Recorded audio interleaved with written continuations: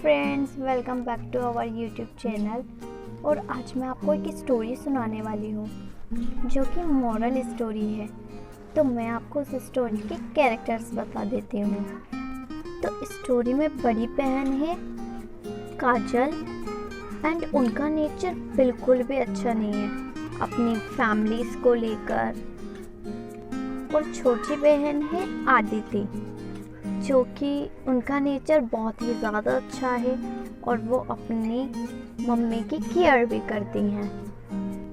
जो उनकी मम्मी है उनको सांस लेने में प्रॉब्लम है और उनके जो पापा है वो इस दुनिया में नहीं है। उनके पास पैसे के सिवा सिर्फ एक बड़ा सा घर है और उनकी मम्मी बीमार रहती हैं। इसी वजह से वे दोनों ही बच्चों को कोचिंग देकर अपने पैसे अर्न करती हैं और उसी से ही वो अपनी स्टडीज़ कंप्लीट करती है और अपना घर खर्च भी चलाती है। तो अब अपन स्टोरी को स्टार्ट करते हैं। ओ माय गॉड, मेरे पास तो बिल्कुल भी पैसे नहीं है और कल तो मुझे फ़ीस भी डिपॉजिट करानी है। क्या करूं? आइडिया, मैं दीदी से ले लेती हूँ, फिर जब मेरी सैलरी आएगी तो मैं उनको दे दूँगी। हाँ दीदी, क्या है? दीदी, आपके पास कुछ पैसे है क्या? वो एक्चुअली में क्या है ना, मेरी जो सैलरी है ना वो नेक्स्ट मंथ आएगी, तो मेरे पास अभी बिल्कुल भी पैसे नहीं है और मुझे कल फ़ीस डिपॉजिट करानी है कॉलेज में। तो आप मुझे थोड़े पैसे दे सकते हो? अगर कोई और मुझसे पैसे मांगता तो मैं एक बार फिर उसे दे देती, बट तुझे कभी नहीं। I am sorry. बट दीदी, शट अप, मैंने मना कर दिया ना एक बार, तो बस मना ही कर दिया। चलो अब जाओ यहाँ से। तो मुझे रीनू से ही पैसे मांगने पड़ेंगे। हाँ, मैं उसके घर चलती हूँ। क्या हुआ मम्मी, आप ठीक हो ना? हाँ हाँ बेटा, तू जानती है मुझे सांस की प्रॉब्लम है, बट अब ठीक है। मम्मी, अगर आपको ठीक नहीं लग रहा तो अपन डॉक्टर के पास चलते हैं ना। आप ठीक हो ना? अरे नहीं नहीं बेटा, मैं बिल्कुल ठीक हूँ, टेंशन मत लो। मम्मी, मैं अपनी फ्रेंड ना रीनू के पास जा रही हूँ, मैं अभी थोड़ी देर में आ जाऊँगी। ओके? हाँ बेटा ठीक है, मैं भी किचन में चलती हूँ खाना बनाने। मम्मी, मैं वहाँ से आकर आपकी हेल्प करवा दूँगी खाना बनाने में। ओके, चलो मैं चलती हूँ। ये 800, 900, 1000। चलो अभी तो मैं 1000 रुपीज़ ही डिपॉजिट करवा दूँगी। चलो अब मैं मम्मी की हेल्प करवा देती हूँ खाना बनाने में।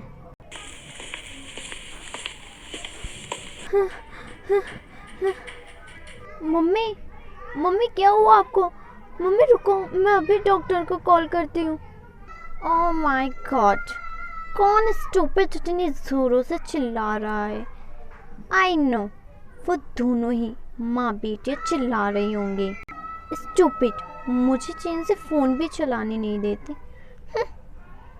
जी प्लीज़ जल्दी आ जाइए।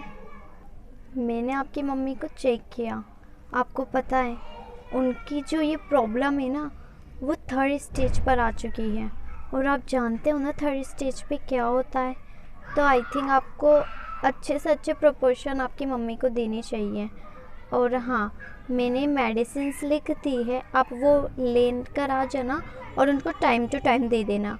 और हाँ, उनके लिए एक सांस का पंप भी आएगा जो कि सांस लेने में हेल्प करता है।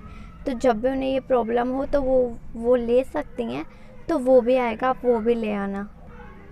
Thank you doctor. वैसे आपकी फ़ीस कितनी हुई? 200 रुपीज़। ओके, मैं अभी लाती हूँ। ये 200 रुपीज़ ले लेती हूँ, ये लीजिए। हाँ थैंक्स। और हाँ, मैं आपको एक बात बताना भूल गया, अभी उनकी सिचुएशन ऐसी है कि आप अभी इस टाइम पर उनको बिल्कुल भी स्ट्रेस मत देना। मतलब कि किसी भी चीज़ का उनको स्ट्रेस नहीं होना चाहिए। Okay okay, thank you. Mummy आप यहीं पर ही ना रेस्ट करना, मैं आपके लिए मेडिसिन्स लेने जा रही हूँ। ओके, मेडिसिन्स आ गई 200 रुपीज़ की, डॉक्टर की फ़ीस हो गई 200 रुपीज़ और 500 रुपीज़ सांस लेने का पंप आ गया, बचे 100 रुपीज़।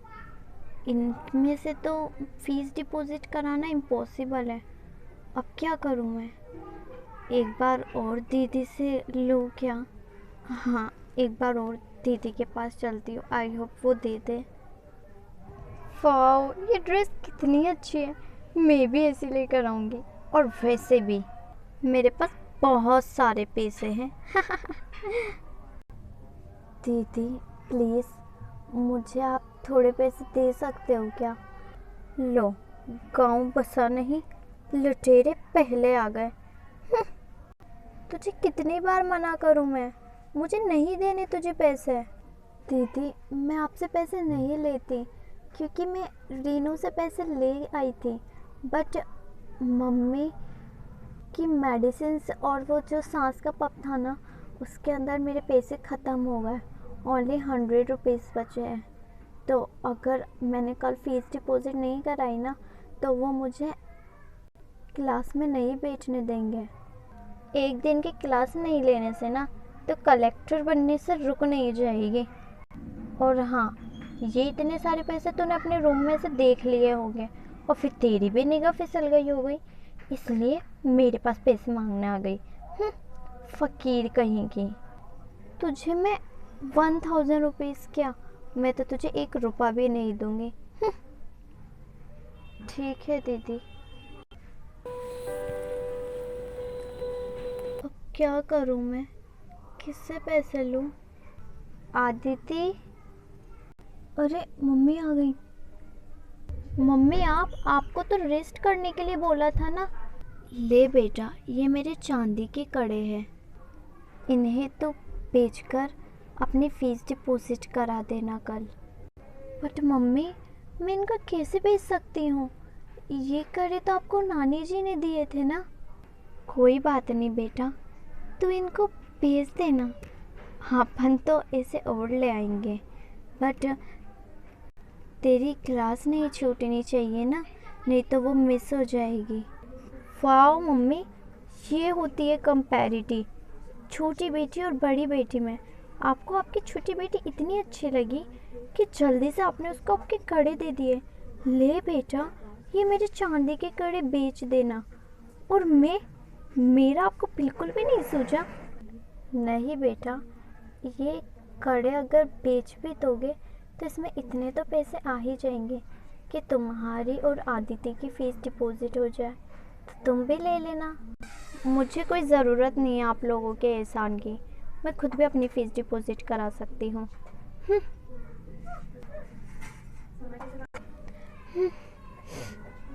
मम्मी अब दीदी की बात का बुरा मत मानना, आई थिंक है ना उनको गुस्सा आ रहा होगा ना, इसलिए बोल दिया होगा। और आप टेंशन मत करो, डॉक्टर ने मना किया था ना आपको स्ट्रेस लेने के लिए, और मैं इनको नहीं बेचूंगी। और हाँ, आपने आपकी मेडिसिन्स ली? हाँ बेटा, मैंने अपनी मेडिसिन्स ले ली। दीदी को ऐसा नहीं करना चाहिए था, मैं अभी दीदी के पास जाती हूँ। दीदी ये आपका क्या बिहेवियर था मम्मी के साथ?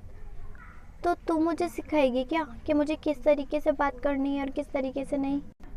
आपको पता है मम्मी की जो आज तबीयत ख़राब हुई थी, आपको तो उसका भी नहीं पता होगा। डॉक्टर ने उनको स्ट्रेस लेने के लिए मना किया था। प्लीज़ आप ऐसा उनको कुछ भी मत कहिए कि उनको स्ट्रेस लेना पड़े। प्लीज़ अगर आप उनकी केयर नहीं कर सकती तो कम से कम ये चीज़ तो मत कीजिए कि उनको बुरा लगे। देख, बड़ी बहन मैं हूँ और तू छोटी, तो तू छोटी है ना, तो छोटी बनकर है। मुझे तुझसे नहीं पूछना पड़ेगा कि मुझे कैसा बिहेवियर किसके साथ करना है, समझी? चल निकल अब यहाँ से। वैसे भी मेरा पार्टी में जाने का टाइम है। ये पार्टी, मॉडलिंग, इन दुनिया से भी बाहर ही निकल कर देखो दीदी, दुनिया बहुत बड़ी है। बट आई थिंक आपको तो ये कभी समझ में ही नहीं आएगा। आई बड़ी मुझे सिखाने, दुनिया बहुत बड़ी है। कोई बात नहीं, मैं तो अपने मेकअप को टचअप कर लेती है एक बार और। बेटा, रात के 12 बज गए। क्या तुझे पता है कि काजल कहाँ गई है? अगर मम्मी को बताया कि वो पार्टी में गई हैं तो मम्मी और भी ज़्यादा स्ट्रेस ले लेंगी।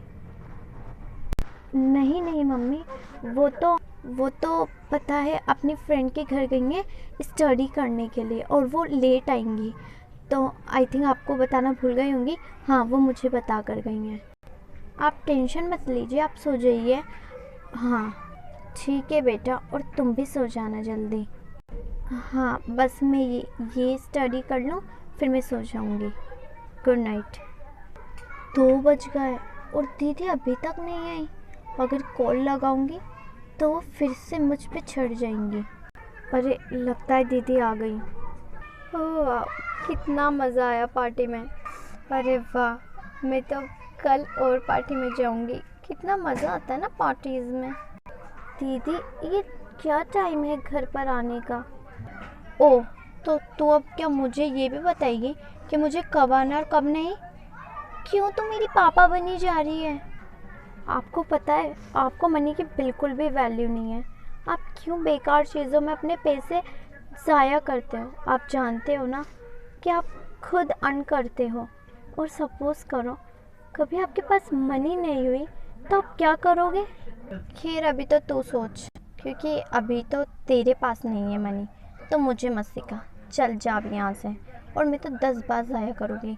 तूने नहीं दिए ना पैसे और ना ही तेरी माँ ने दिए।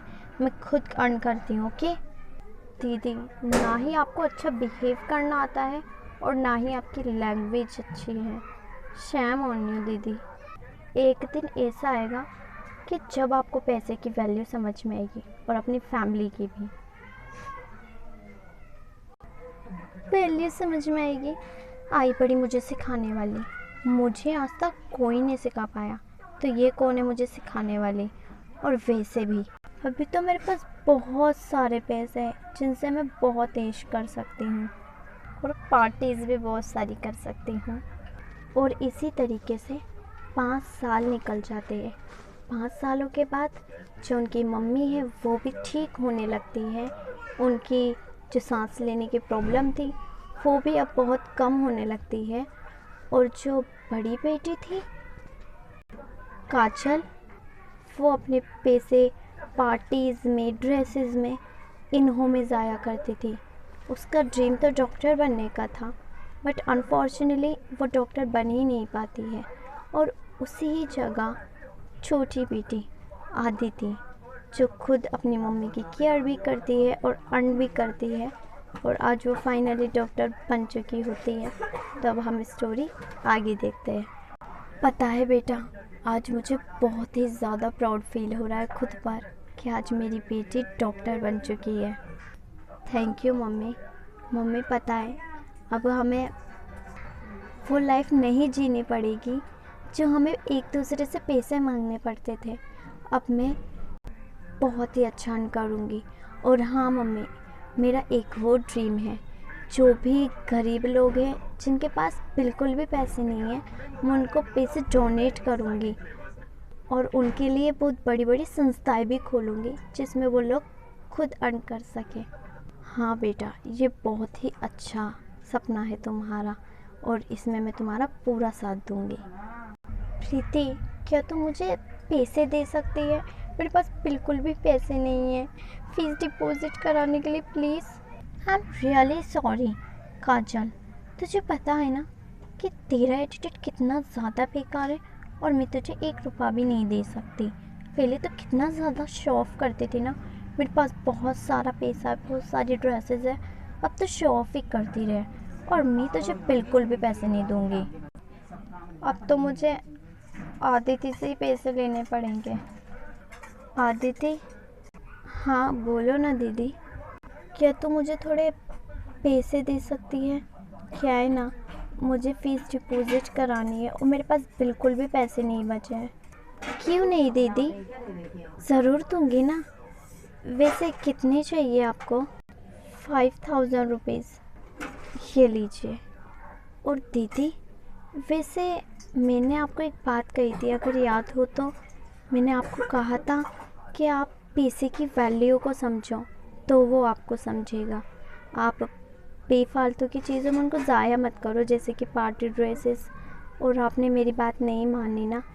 आज देखा ना आपने, आपको पैसे की वैल्यू पता लगी ना, कि जब एक सामने वाले से पैसे मांगते हैं तो कैसा फील होता है। और अपनी फैमिली की भी आई थिंक पता ही लग गई होगी आपको value. I am really sorry Aditi, मुझे तेरे लिए ऐसा बिहेव नहीं करना चाहिए था, और ना ही मम्मी के साथ। मैंने तुझे मना कर दिया पैसे देने के लिए। आई एम रियली सॉरी। और आज मुझे उस स्टेज से गुज़रना पड़ गया। आपको इसलिए ही गुज़रना पड़ा क्योंकि ना आपने पैसे की वैल्यू की और ना ही अपनी फैमिली की। और ये बात तो मैंने आपको तभी कह दी थी। कोई बात नहीं अगर आप डॉक्टर नहीं बन पाई तो, पर हाँ, अगर आप इस बार अपनी स्टडीज़ में फोकस करती हो पार्टीज़ को छोड़कर, तो आई थिंक ज़रूर आप डॉक्टर बन सकोगी, बिल्कुल मेरी तरह। सही कहा ना मैंने? बिल्कुल सही कहा। आज मुझे बहुत ही ज़्यादा बुरा लग रहा है, और तेरे लिए तो गर्व भी हो रहा है कि जो चीज़ मुझे तुझे समझानी चाहिए वो तू मुझे समझा रही है। मैं तो एक बहन के नाते कलंकी बनकर रह चुकी हूँ। कोई बात नहीं दीदी, कोई बात नहीं। अब तो आप हमारे साथ मिलजुल कर खुशी खुशी रहोगे ना? हाँ, और इस तरीके से वो लोग फिर मिलजुल कर रहने लगे। तो आपको वीडियो कैसी लगी कमेंट बॉक्स में ज़रूर बताना। और हमें इस वीडियो से सीख मिलती है कि हमें पैसे की वैल्यू समझनी चाहिए, बेकार सी चीज़ों के अंदर उसको ज़ाया नहीं करना चाहिए। और सेकंड, अपनी फैमिली की भी केयर करनी चाहिए, क्योंकि वो लोग भी हमारी बहुत केयर करते हैं। तो हमारा भी फ़र्ज़ बनता है कि हम भी उनकी पूरी केयर करें। तो आपको वीडियो तो अच्छी लगी होगी तो वीडियो को लाइक कर देना। और हाँ, अगर आपने अभी तक हमारे चैनल को सब्सक्राइब नहीं किया है तो चैनल को सब्सक्राइब भी कर देना। और हाँ, बेल आइकन को भी ज़रूर प्रेस कर देना, ताकि आपको हमारी वीडियो के नोटिफिकेशंस मिलते रहें। और वीडियो कैसी लगी कमेंट बॉक्स में ज़रूर बताना। और आप ये भी बता सकते हो कि आपको नेक्स्ट वीडियो क्या देखना है, फिर मैं वही वीडियो बनाऊँगी नेक्स्ट। तो अब बाय।